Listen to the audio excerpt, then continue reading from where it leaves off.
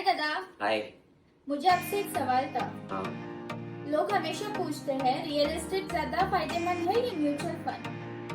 देखो, real estate में बड़ा पैसा लगता है और उसी समय लिक्विडिटी उसमें कम होती है, खर्चे बहुत ज़्यादा है और बेचने वक्त काफ़ी टाइम लगता है।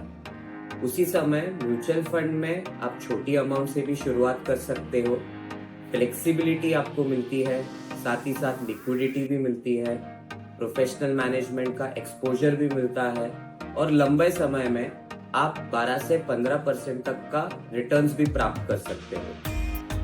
मतलब दोनों ऑप्शन अच्छे हैं, फिर भी म्यूचुअल फंड ज्यादा फायदेमंद क्यों है। दोनों ही ऑप्शंस अच्छे हैं, बट म्यूचुअल फंड में आपको लंबे समय में फ्लेक्सिबिलिटी और कंपाउंडिंग एडवांटेज का बहुत फायदा मिलता है। पर वो कैसे।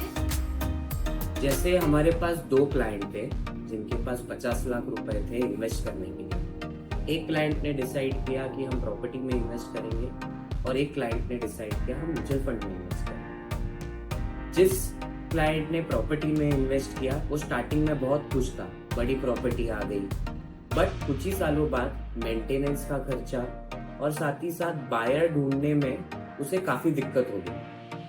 वही समय जो दूसरे क्लाइंट ने 50 लाख रुपए इन्वेस्ट किया म्यूचुअल फंड में, उसको थोड़ी समय बाद मार्केट ग्रोथ की वजह से काफी प्रॉफिट देखने मिला। चलो हम इसे थोड़ा ब्रेक डाउन करते हैं। 50 लाख की इन्वेस्टमेंट अगर हम 10 साल बाद एक प्रॉपर्टी में लगाते हैं तो उसका वैल्यू 10 साल बाद आपका 98.35 लाख होगा, जिसके अगेंस्ट आपने रजिस्ट्रेशन कॉस्ट दिया है 3 लाख रुपया। मेंटेनेंस चार्ज अगर मैं 1% एवरी ईयर भी कंसिडर करूं तो 10 साल बाद आपने 5 लाख रुपया खर्चा किया। मतलब आपकी प्रॉपर्टी की नेट वैल्यू हो गई है 89.85 लाख। उसी के अगेंस्ट में अगर मैंने वही 50 लाख 10 साल के लिए म्यूचुअल फंड में इन्वेस्ट किया होता तो 15% कंपाउंडेड एनुअल ग्रोथ रिटर्न से मेरा वही 50 लाख का वैल्यू 2.02 करोड़ होता बिना कोई खर्चे के। मतलब अगर मैं कंपेयर करूं तो प्रॉपर्टी ने मुझे 89.85 लाख बना के दिए, जबकि म्यूचुअल फंड ने मुझे 2.02 करोड़ बना के दिए। मतलब 1.12 crore extra I have made through mutual funds. तो सिर्फ रियल एस्टेट नहीं, अगर फ्यूचर सिक्योर करना हो तो म्यूचुअल फंड भी स्ट्रॉन्ग ऑप्शन है।